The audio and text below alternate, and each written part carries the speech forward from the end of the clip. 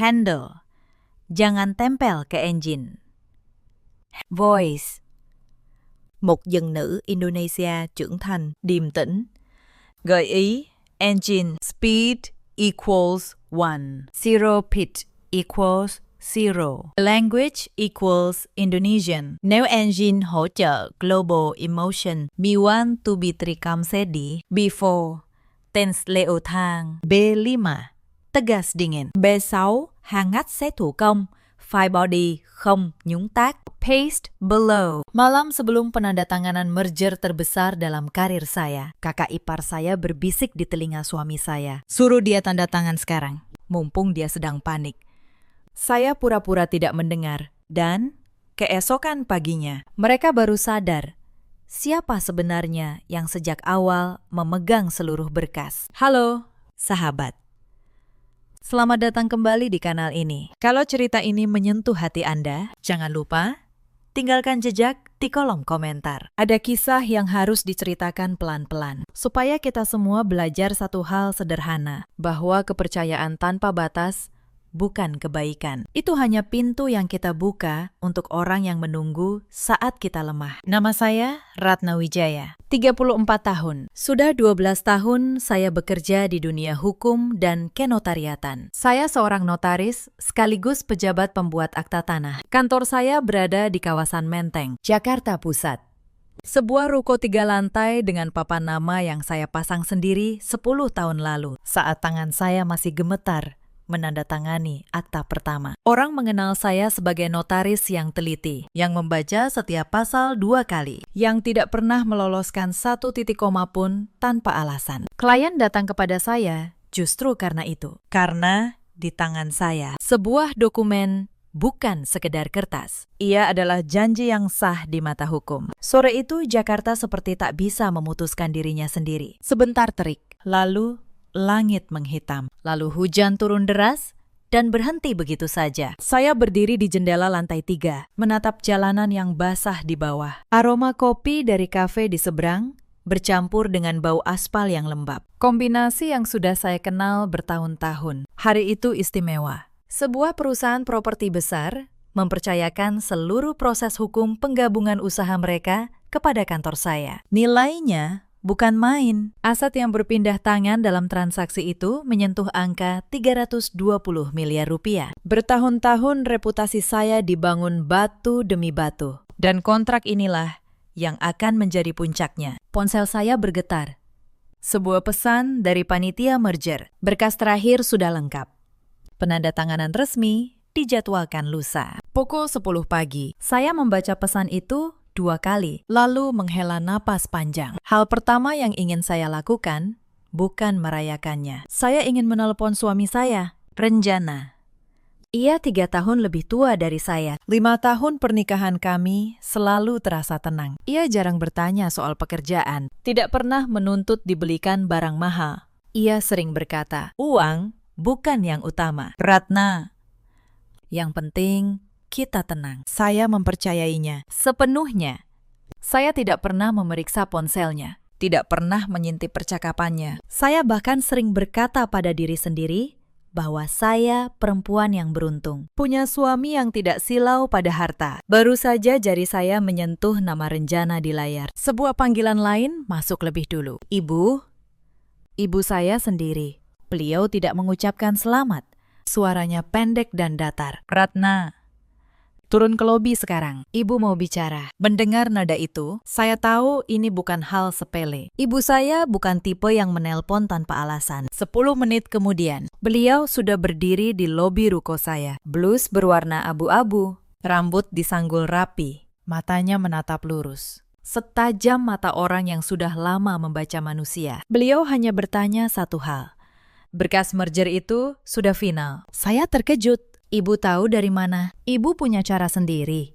Tapi lupakan itu. Beliau menatap saya dalam-dalam. Dengar baik-baik. Ratna, mulai sekarang jangan ceritakan pada siapapun bahwa kontrak ini berjalan lancar, termasuk pada Renjana. Tapi, Bu, sahut saya spontan. Renjana, suami saya. Justru karena dia suamimu, kau harus berhati-hati. Suara ibu merendah. Ada orang yang tidak pernah meminta apa-apa. Bukan karena mereka tidak menginginkannya, tetapi karena mereka sedang menunggu saat yang tepat untuk mengambil semuanya. Saya terdiam. Saya ingin membantah, ingin membela Renjana. Tapi ketenangan ibu justru membuat saya goyah. Beliau meletakkan tangannya di pergelangan tangan saya. Sentuhannya ringan, tapi mantap. Ibu tidak menyuruhmu berburuk sangka. Ibu hanya memberimu satu ujian. Mulai besok, katakan pada keluarga suamimu bahwa kantormu sedang dalam masalah besar, bahwa ada indikasi pelanggaran, izinmu terancam dicabut, dan kau hampir bangkrut. Lihat siapa yang mendekat dan siapa yang menjauh. Sanggup, saya menatap ibu lama sekali. Bagian dalam diri saya menolak. Tapi ada bagian lain. Bagian yang sudah 12 tahun membaca niat manusia di balik dokumen. Yang berbisik bahwa ibu mungkin benar. Akhirnya, saya mengangguk pelan. Saat itu, saya belum tahu bahwa anggukan kecil itu akan membongkar segalanya. Mari saya ceritakan dulu siapa saja yang ada di sekitar saya, supaya Anda paham betapa rapatnya jaring yang kelak melingkari saya. Suami saya, Renjana, lelaki yang tenang, sopan, dan selalu berkata bahwa ia tidak peduli pada harta. Saya menikahinya karena justru itu. Karena di tengah dunia hukum yang penuh perhitungan, ia terasa seperti tempat yang aman. Kakak iparnya, Mbak Sekar, 40 tahun, kakak perempuan Renjana. Ia menikah dengan seorang pengusaha yang usahanya naik turun. Sejak dulu, setiap kali bertemu, matanya selalu menyapu kantor saya, perhiasan saya, mobil saya, dengan tatapan yang sulit saya jelaskan. Bukan kekaguman, lebih mirip perhitungan. Ibu mertua saya, Bu Markona, 62 tahun. Beliau tidak banyak bicara, tapi setiap kata yang keluar selalu condong membela anak-anak kandungnya. Bagi beliau, saya akan selamanya menjadi menantu. Orang luar yang kebetulan masuk ke dalam rumah. Dan satu orang lagi yang paling saya percaya, VK, asisten notaris saya. Sudah 6 tahun ia bekerja di kantor saya. Tangannya cekatan, ingatannya tajam, dan ia tahu di mana setiap berkas penting saya simpan. Saya menganggapnya bukan sekedar pegawai. Saya menganggapnya seperti adik sendiri dulu. Saat kantor ini masih satu ruangan kecil. Kami pernah duduk berdua di warteg seberang, merayakan kontrak pertama dengan 2 piring nasi dan 1 gelas teh yang kami bagi berdua. Saya tidak tahu bahwa kepercayaan paling besar selalu meninggalkan luka paling dalam. Pernikahan saya dan Renjana dimulai dengan sederhana. Saya yang membiayai sebagian besar kebutuhan kami, karena penghasilan saya memang lebih besar. Renjana bekerja sebagai staf di sebuah perusahaan menengah. Gajinya cukup, tidak lebih.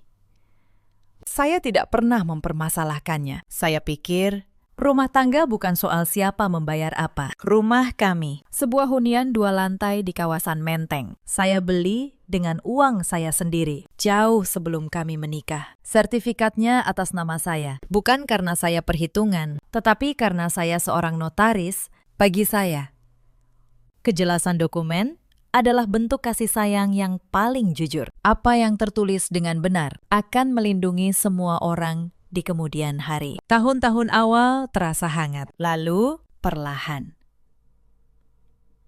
ada yang berubah. Mbak Sekar mulai sering datang ke rumah. Awalnya hanya mengantar makanan, lalu menginap, lalu suatu hari ia mulai bertanya hal-hal yang membuat saya sedikit terganggu. Ratna, rumah ini atas nama siapa? Si, tanyanya sambil tersenyum manis. Suatu sore, Renjana ada namanya juga, kan? Namanya juga suami istri, harus sama-sama. Dong. Saya menjawab seadanya. Ini urusan administrasi lama, Mbak. Nanti kalau perlu kami atur. Senyumnya tidak berubah, tapi matanya untuk sepersekian detik mengeras. Saya mencatat itu dalam hati. Lalu saya lupakan. Saya selalu percaya bahwa keluarga tidak akan menyakiti. Itu kesalahan terbesar saya. Vega waktu itu juga melihatnya. Ia berdiri di dapur, membawakan teh. Saat Mbak Sekar pamit, Vega berkata pelan, "Mbak Ratna, hati-hati. Saya tidak suka cara Mbak Sekar melihat kantor kita." Saya tertawa kecil. "Kamu terlalu banyak nonton drama, VK." Ia hanya tersenyum. Saya tidak tahu bahwa kalimat itu suatu hari akan terdengar seperti lelucon paling pahit dalam hidup saya. Ujian dari ibu dimulai keesokan harinya. Saya pulang lebih awal dari biasanya. Di ruang tamu, Renjana sedang duduk membaca koran. Mbak Sekar kebetulan menginap, duduk di sofa seberang sambil menatap layar ponselnya. Saya menarik napas. Lalu memainkan peran yang sudah saya latih. Saya menjatuhkan tas saya di kursi. Bahu saya turun. Wajah saya buat selelah mungkin. "Mas," kata saya. Suara saya sengaja saya buat bergetar. Sepertinya kantor saya dalam masalah besar. Renjana menurunkan korannya. "Masalah apa?" "Ada laporan ke majelis pengawas. Katanya ada dugaan pelanggaran dalam salah satu akta yang saya buat." Saya menelan ludah. "Kalau terbukti, izin saya bisa dicabut, kantor bisa tutup. Dan ada klien yang mengancam menuntut ganti rugi. Saya mungkin akan kehilangan semuanya." Hening sejenak. Saya menunggu Renjana berdiri, memeluk saya. Berkata bahwa kami akan menghadapinya bersama. Itu yang saya harapkan dari seorang suami. Tapi yang keluar dari mulutnya adalah pertanyaan yang dingin dan cepat. Seperti orang yang baru saja membuka kalkulator. Tuntutannya berapa besar? Rumah ini ikut disita? Tidak. Pertanyaan itu seperti siraman air dingin. Bukan soal ia bertanya tentang utang. Itu wajar. Tetapi prioritas pertamanya adalah rumah, bukan saya. Dan dari sofa seberang, saya melihat sesuatu yang lebih dingin lagi. Mbak Sekar menurunkan ponselnya. Matanya kini menyala. Bukan oleh rasa iba, tapi oleh sesuatu yang lain. Sesuatu yang sudah lama ia tunggu. "Aduh, kasihan sekali," kata Mbak Sekar dengan nada yang dibuat-buat. "Tenang, Ratna, keluarga pasti bantu. Tapi ngomong-ngomong, supaya aman, rumah ini sebaiknya jangan atas nama kamu dulu. Kalau disita kan bahaya. Mendingan kita amankan ke nama mama. Nanti kalau urusanmu beres, balik lagi." Saya menatapnya. Di balik wajah yang seolah peduli, saya mendengar suara perangkap yang menutup pelan-pelan. Inilah ujian yang ibu maksud. Dan baru 1 jam berjalan. Jawabannya sudah mulai terlihat. "Nanti saya pikirkan." "Mbak," jawab saya pelan. Lalu saya pamit ke kamar, berpura-pura ingin menangis sendirian. Tapi begitu pintu tertutup, mata saya kering. Dan otak seorang notaris, mulai bekerja dengan sangat tenang. Beberapa hari kemudian, ujian itu naik 1 tingkat. Ibu mertua saya, Bu Markona, datang ke rumah. Beliau yang biasanya jarang bicara, kali ini langsung pada intinya. Beliau duduk di hadapan saya, menggenggam tangan saya seolah penuh kasih. "Ratna, Mama dengar kantormu lagi susah. Sabar, ya. Nak," beliau mengusap punggung tangan saya. "Tapi Mama dengar saran Sekar bagus. Rumah ini balik nama ke Mama dulu, ya. Demi keamanan kamu sendiri. Mama ini orang tua. Masa Mama mau menipu menantu sendiri?" Saya menunduk, menyembunyikan ekspresi saya. "Sertifikatnya ada di kantor. Bu, nanti saya cari. Jangan lama-lama. Ya, soalnya kalau keburu disita, repot." Senyum beliau tampak hangat, tapi saya yang sudah belasan tahun membaca wajah orang yang menandatangani akta dengan niat tersembunyi, tahu betul senyum seperti apa itu. Itu senyum orang yang ingin sesuatu sebelum waktunya. Malam itu, saya tak tahu mereka sudah menyiapkan langkah berikutnya. Yang membuat dada saya benar-benar dingin terjadi 3 malam kemudian. Saya terbangun tengah malam karena haus. Saat melewati ruang kerja, saya mendengar suara Renjana yang teredam dari balik pintu. Ia sedang menelpon. Suaranya pelan, seperti orang yang takut didengar. Saya berhenti. Saya tidak biasa menguping. Tapi malam itu, sesuatu menahan kaki saya. Iya, Mbak Sekar, sudah saya bilang ke dia, kata Renjana. Sepertinya dia memang lagi kacau. Arus kasnya macet, katanya. Klien mau menuntut. Hening sebentar. Lalu ia melanjutkan. Apartemen di Kuningan itu juga atas nama dia. Kalau dia bangkrut, bisa ikut bermasalah. Mendingan kita amankan dulu. Surat-suratnya saya yang urus. Saya berdiri di balik pintu, membeku. Renjana tidak menyebut nama saya. Ia menyebut saya dia. Lelaki yang 5 tahun tidur di samping saya. Kini berbicara tentang saya, seperti membicarakan sebuah aset yang harus diselamatkan sebelum tenggelam. Lalu suaranya merendah lagi. Mama sudah setuju. Besok kita ke notaris lain. Urus balik nama rumah. Biar Ratna tanda tangan saja. Dia lagi panik. Pasti nurut. 3 kalimat itu seperti palu yang menghantam kepala saya. Mereka bahkan sudah menyiapkan notaris lain.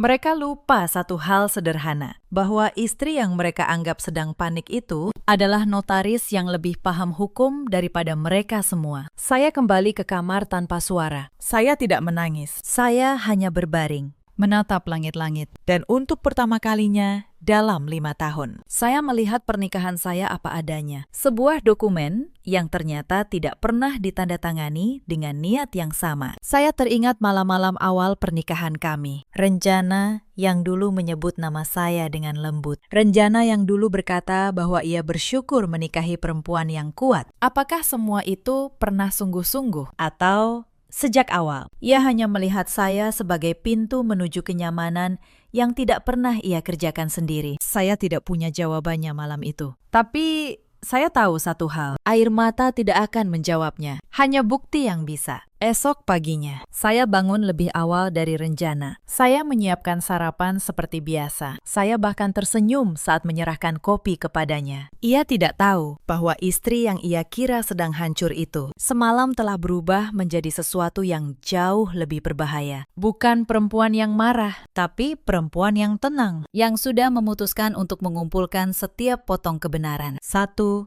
persatu. Esok paginya, saya pergi ke kantor seperti biasa. Tapi ada yang berbeda dalam diri saya. Saya mulai memperhatikan hal-hal kecil. Dan hal kecil pertama yang saya temukan membuat tangan saya dingin. Di meja kerja saya, ada sebuah map client merger. Map itu seharusnya selalu saya simpan di lemari arsip terkunci. Tapi pagi itu, map itu ada di meja. Dan salah satu dokumen di dalamnya tersusun terbalik. Saya orang yang teliti. Saya tidak pernah menaruh dokumen terbalik. Seseorang telah membukanya. Saya memanggil Vega dengan tenang. Vega, map merger ini kamu yang pegang kemarin. Vega menoleh. Sekilas, ada sesuatu yang melintas di wajahnya. Cepat sekali, tapi saya melihatnya. Iya. Mbak, kemarin saya pinjam untuk salin daftar isi. Maaf. Mungkin lupa saya rapikan. Saya tersenyum. Tidak apa-apa. Lain kali, kembalikan ke lemari, ya. Tapi di dalam dada saya, sesuatu retak pelan. Vega tidak pernah lupa merapikan apapun. Selama 6 tahun. Tidak pernah sekalipun. Dan map itu, yang berisi detail transaksi 320 miliar. Bukan map yang sembarangan dibuka untuk menyalin daftar isi. Saya tidak menuduhnya. Belum. Tapi mulai hari itu, diam-diam saya memasang catatan kecil di setiap berkas penting. Dan saya mulai memperhatikan kemana saja salinan-salinan itu pergi. Selama beberapa hari, drama itu berjalan di 2 panggung. Di rumah, Renjana dan keluarganya semakin sering menanyakan kapan saya akan menandatangani balik nama rumah. Mbak Sekar bahkan sudah menyiapkan draft akta dari notaris pilihannya. Lengkap. Tinggal tanda tangan. Mereka begitu yakin saya akan menurut. Di kantor, saya mulai melihat pola yang lebih besar. Ada klien lama saya yang tiba-tiba menelpon, bertanya, apakah benar kantor saya akan tutup? Ada rekan kerja yang berbisik bahwa beredar kabar izin saya bermasalah.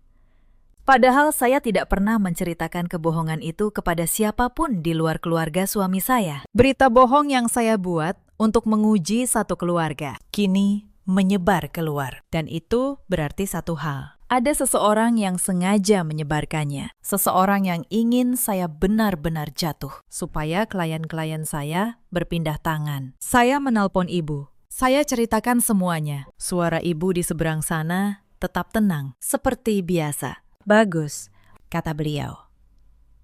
Ujian ini ternyata lebih berguna dari yang ibu kira. Mereka tidak hanya ingin rumahmu, Ratna.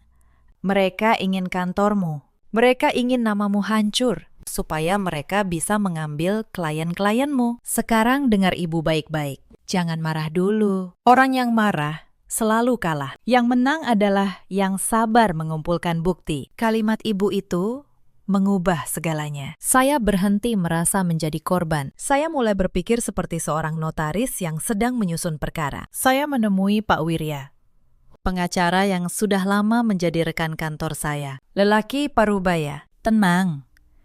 Dengan tatapan orang yang terbiasa melihat badai di ruang sidang. Ia mendengarkan cerita saya tanpa memotong. Lalu ia membuka laptopnya dan menuliskan beberapa poin. Waktu, tempat, saksi, bukti. Bu Ratna, kata Pak Wirya pelan, Anda sedang memainkan peran orang yang terpuruk. Tapi pada kenyataannya, Anda membutuhkan sesuatu untuk memastikan niat mereka. Anda ingin mendengarnya langsung dengan telinga sendiri, secara sah. Benar begitu. Saya mengangguk. Saya tidak mau menuduh siapapun hanya karena satu percakapan telepon yang saya curi dengar. Saya notaris, Pakistan. Saya tahu bahwa tuduhan tanpa bukti hanya akan berbalik menyerang saya. Buktinya harus bersih, harus sah di mata hukum. Pak Wirya tersenyum tipis. Itu baru klien yang saya kenal. Maka kami menyiapkan rencana. Bukan untuk menjebak orang yang tidak bersalah, tetapi untuk membiarkan orang yang memang bersalah menunjukkan dirinya sendiri dalam ruang yang sah dan terdokumentasi. Saya tidak akan menciptakan kejahatan mereka. Saya hanya akan membuka panggung dan membiarkan mereka melangkah ke atasnya sendiri. Malam berikutnya, Renjana mencoba cara yang lebih halus. Ia masuk ke kamar, membawa secangkir teh hangat. Sesuatu yang sudah lama tidak ia lakukan. Ia duduk di tepi tempat tidur, menggenggam tangan saya. Ratna, katanya lembut. Aku tahu kamu sedang berat. Aku cuma mau kita aman. Apartemen di Kuningan itu. Bagaimana kalau kita pindahkan dulu ke nama Mas Bagas, suami Mbak Sekar? Dia pengusaha. Lebih aman dari sitaan. Nanti kalau urusanmu beres, dia kembalikan. Saya menatap teh di tangan saya. Manis di luar, tapi saya tahu ada perhitungan dingin di dalamnya. Mas, kata saya pelan. Kenapa harus ke nama suami Mbak Sekar? Kenapa bukan ke namamu sendiri sebagai suami saya? Renjana tersentak. Untuk sesaat, ia kehilangan kata. Itu. Supaya lebih aman. Bagas lebih paham soal aset. Saya hampir tertawa di dalam hati. Bahkan dalam rencana mereka sendiri. Renjana hanya menjadi perantara. Yang akan benar-benar memegang apartemen saya adalah keluarga kakaknya. Suami saya tidak cukup mereka percaya untuk memegang hasil rampasan itu. Betapa rapuh posisi lelaki yang saya nikahi ini. Ia mengkhianati istrinya. Dan bahkan tidak mendapat bagian yang layak dari pengkhianatannya sendiri. Beri saya waktu. Mas, lusa, kata saya. Ia mengangguk, lega. Mengira saya sudah luluh. Ia tidak tahu. Malam itu, saya menambahkan satu nama lagi ke dalam daftar yang saya susun bersama Pak Wirya. Nama Bagas, kakak ipar yang bahkan belum pernah bertemu saya, tapi sudah menunggu untuk memiliki apartemen saya. Suatu sore, Mbak Sekar datang ke kantor saya tanpa janji. Ia membawa map berisi akta balik nama yang sudah ia siapkan. Wajahnya penuh simpati palsu. Ratna, ini demi kebaikanmu. Mama sudah tidak bisa tidur memikirkan rumah itu. Ayo, tanda tangan saja sekarang. Kakak sudah bawa notarisnya. Dia menunggu di mobil. Saya melihat map itu. Saya melihat juga bahwa di dalam tas Mbak Sekar ada map lain. Map yang sampulnya saya kenal. Itu warna map klien saya. Map yang seharusnya tidak pernah keluar dari kantor ini. Dada saya berdegup. Tapi wajah saya tetap tenang. Mbak, saya sedang banyak pikiran. Beri saya waktu sampai lusa. Lusa pasti saya putuskan. Lusa. Kenapa lusa? Mata Mbak Sekar menyipit. Karena lusa, semua urusan saya selesai, kata saya.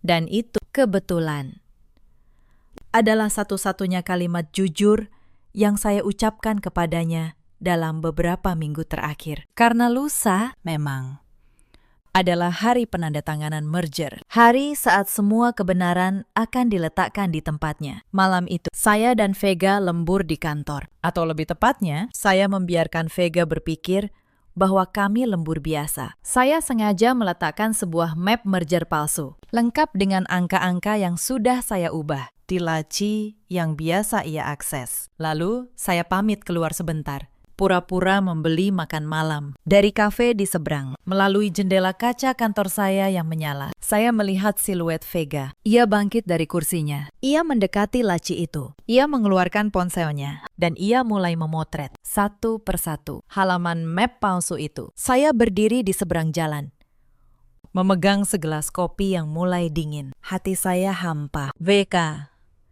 adik yang saya pilih sendiri. Orang yang pernah berbagi satu gelas teh dengan saya di hari paling miskin dalam hidup kami. Kini sedang menjual saya, lembar demi lembar, kepada orang yang ingin menghancurkan saya. Saya tidak masuk.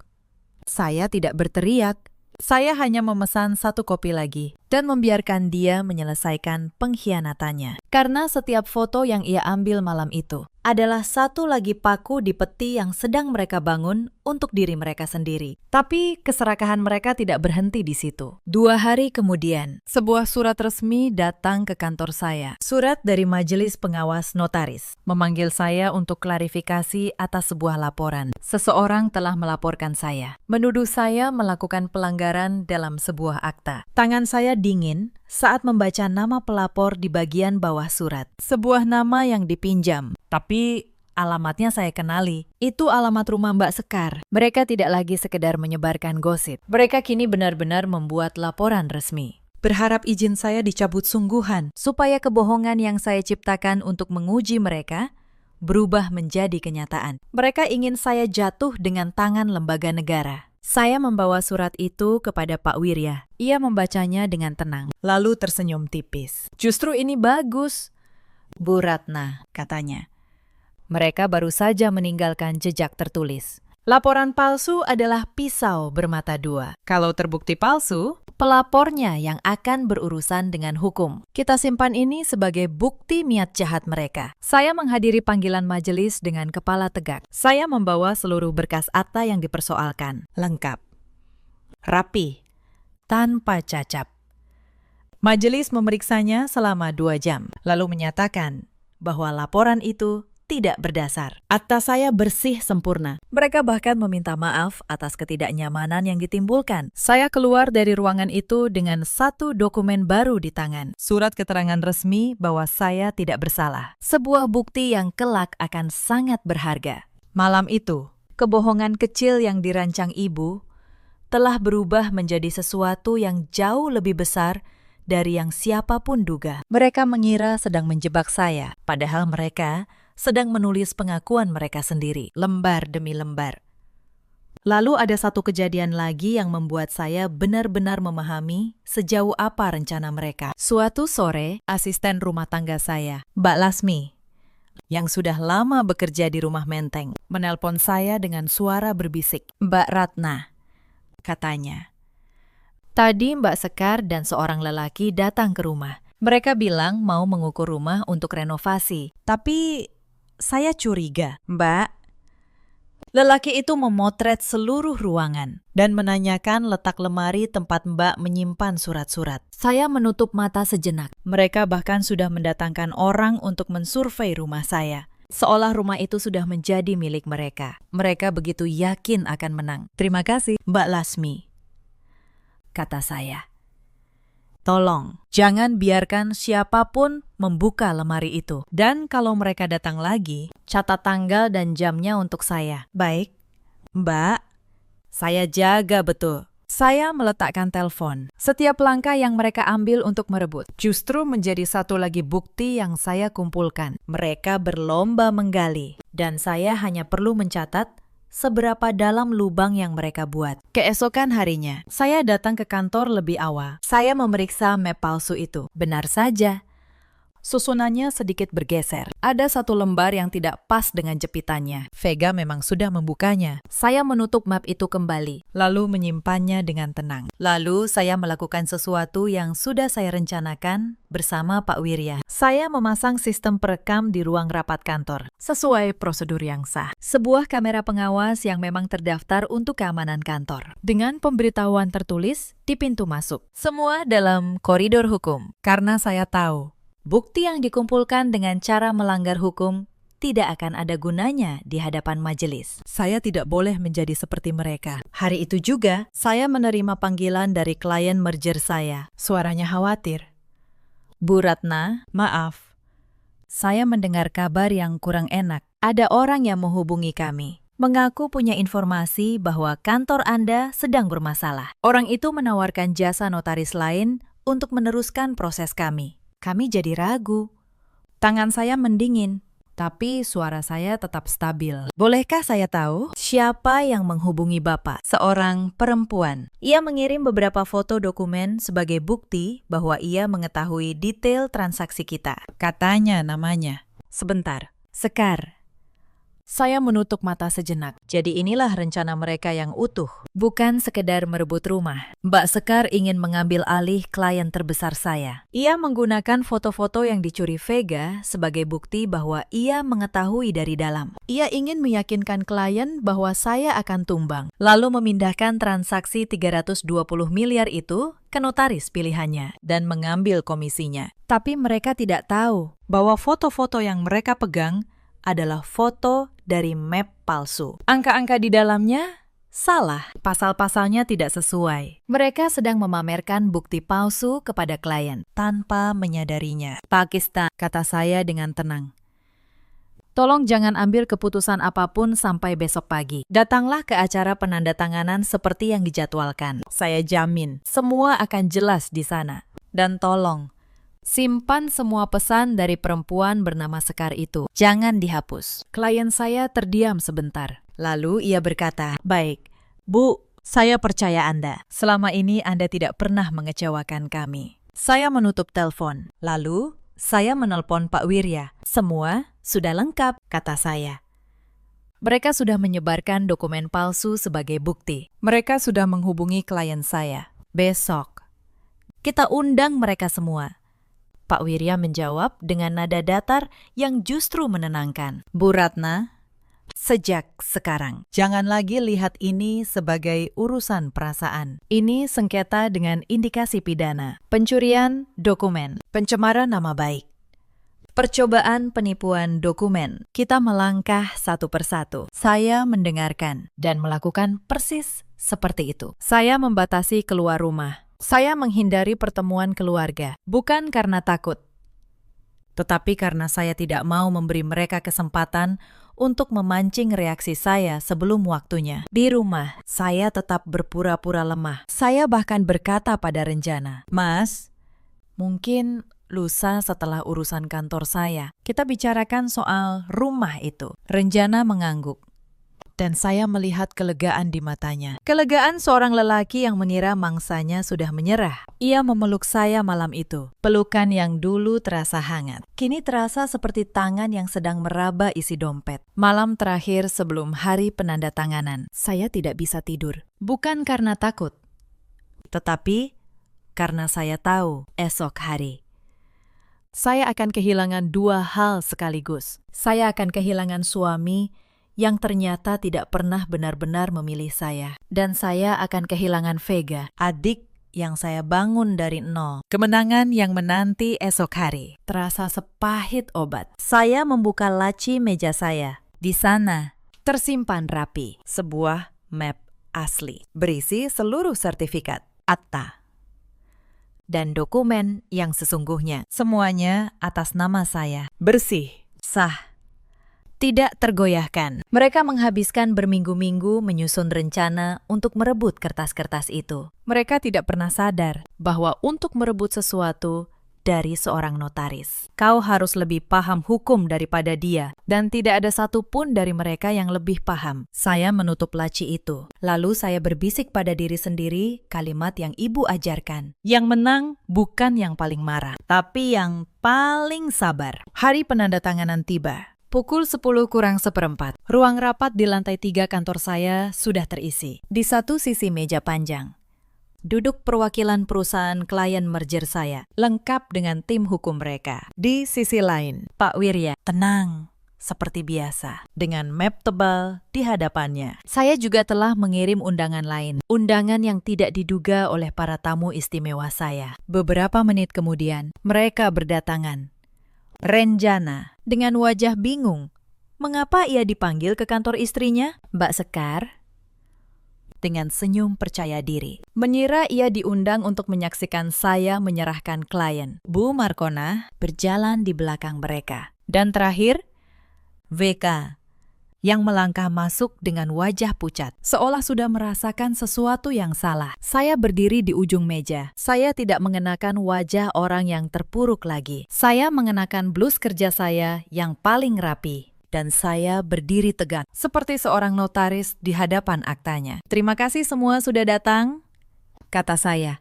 Suara saya tenang dan jelas. Hari ini, kita akan menandatangani dua hal. Yang pertama, akta merger senilai 320 miliar rupiah yang sah dan lengkap di tangan saya. Saya melihat wajah Mbak Sekar mengeras. Ini bukan adegan yang ia bayangkan. Dan yang kedua, lanjut saya.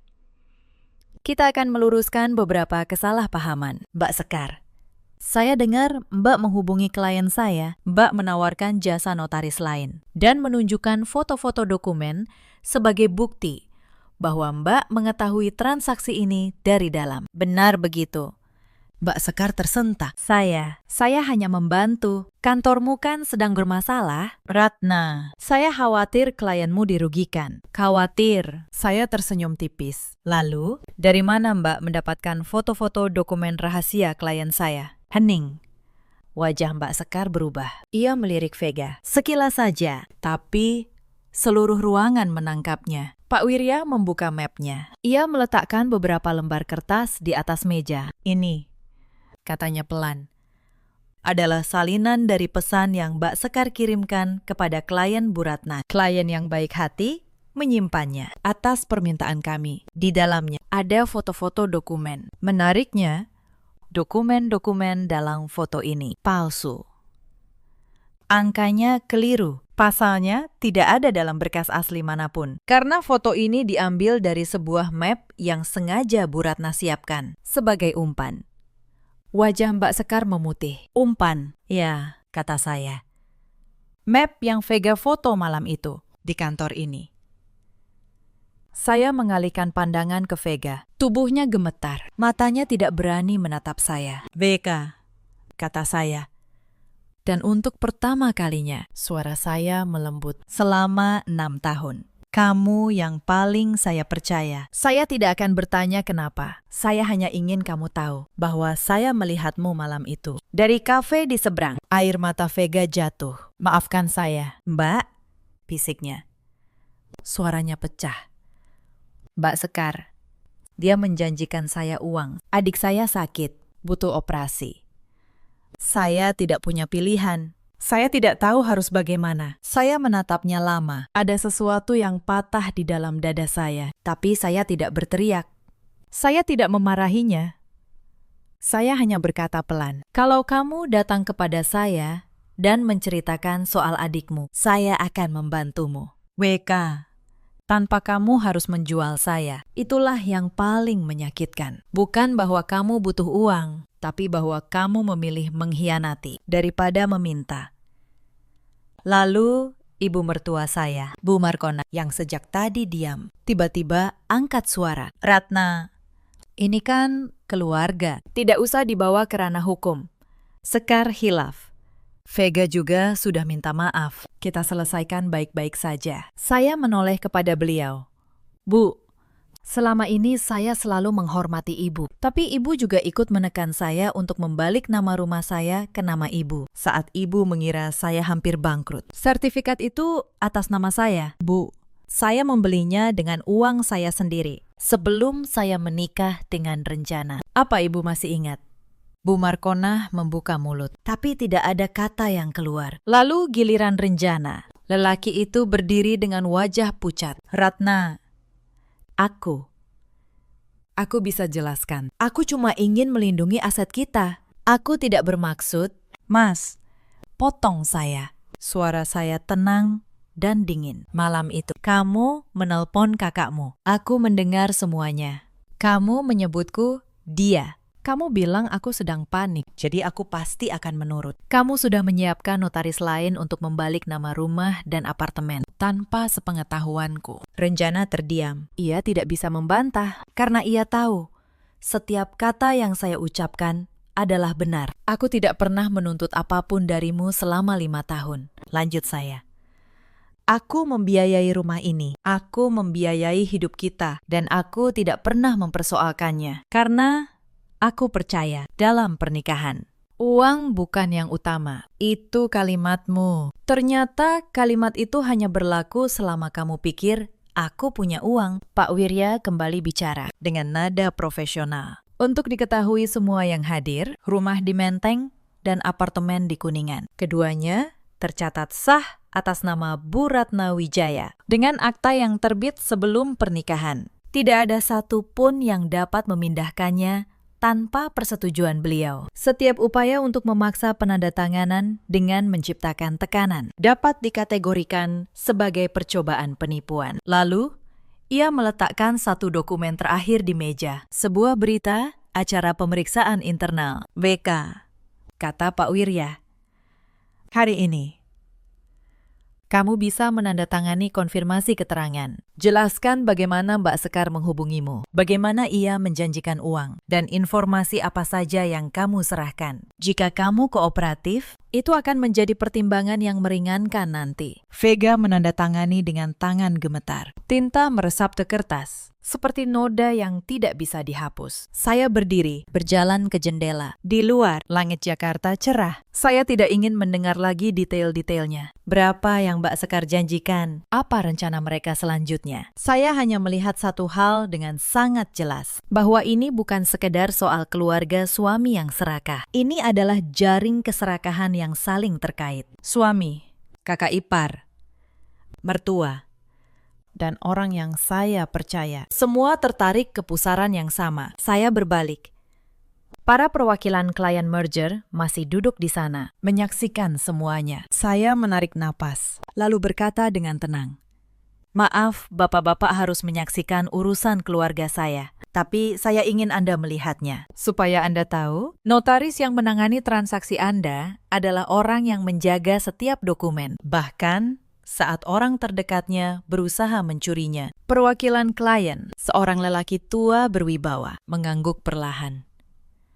Justru karena hari ini, Bu Ratna, kami semakin yakin menyerahkan urusan ini kepada Anda. Mari kita tanda tangani, dan di hadapan mereka semua, di hadapan suami yang mengkhianati, kakak ipar yang serakah, mertua yang menekan, dan asisten yang menjual saya. Saya menandatangani akta merger 320 miliar itu. Pena saya menyentuh kertas dengan bunyi yang kering dan pasti. Bunyi yang menutup satu babak dan membuka babak yang lain. Setelah para klien pamit, ruangan itu menyisakan keluarga suami saya. Mbak Sekar masih duduk. Wajahnya antara marah dan takut. "Kamu mau apa, Ratna?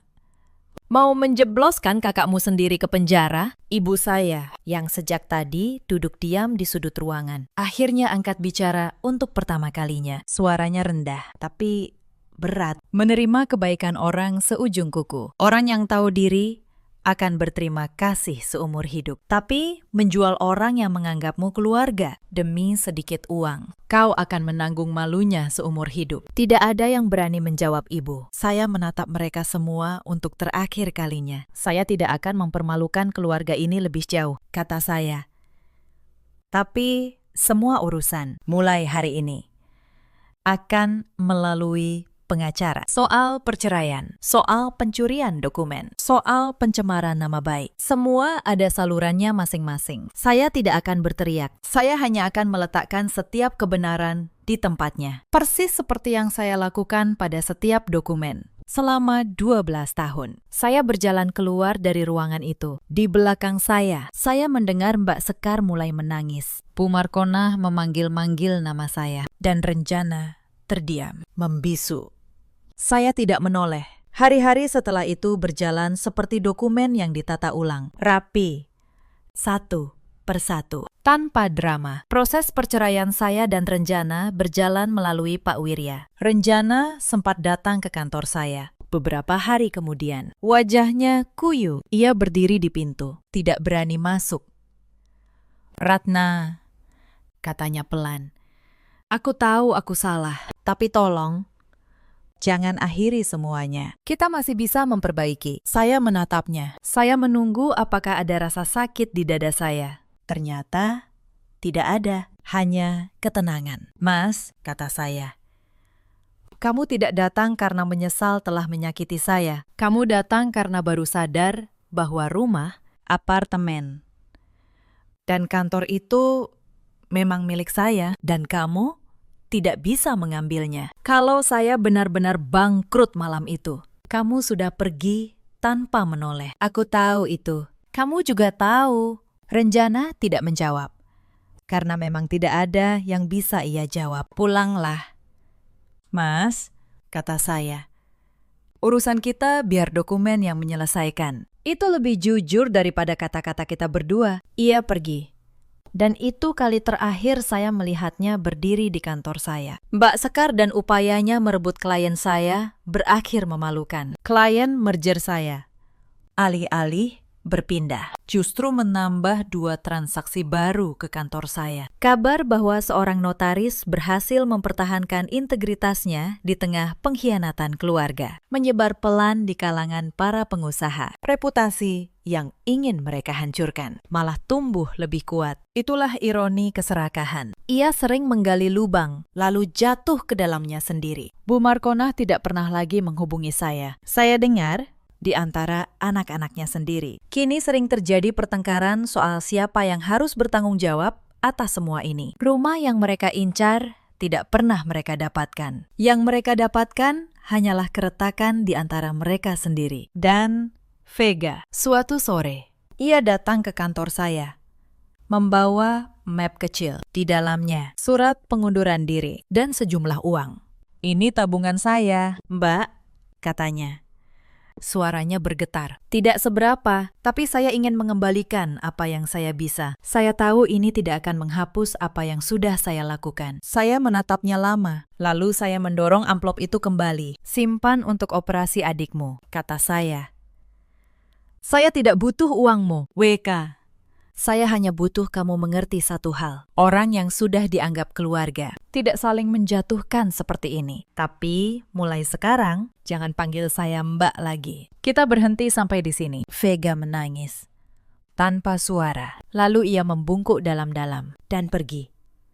Saya tidak tahu kemana hidupnya akan membawanya. Saya hanya berharap suatu hari ia belajar bahwa meminta tolong jauh lebih bermartabat daripada mengkhianati. Malam itu, saya pulang ke rumah Menteng yang kini benar-benar terasa milik saya. Saya membuat ikan goreng, sayur asem, dan sambal terasi. Masakan sederhana yang dulu sering saya buat sebelum hidup saya menjadi rumit. Saya makan sendirian di meja yang tenang, mendengarkan suara angin di luar jendela. Untuk pertama kalinya dalam waktu yang lama, saya merasa hampa, tapi juga terang. Ada pepatah lama, siapa menabur angin akan menuai badai. Hari itu, saya baru benar-benar memahaminya. Badai itu tidak hanya menimpa mereka yang serakah, tapi juga mereka yang salah menaruh kepercayaan. Dan saya, dulu, adalah orang yang salah menaruh kepercayaan pada hampir semua orang. Cerita ini mengajarkan satu hal, kepercayaan itu indah.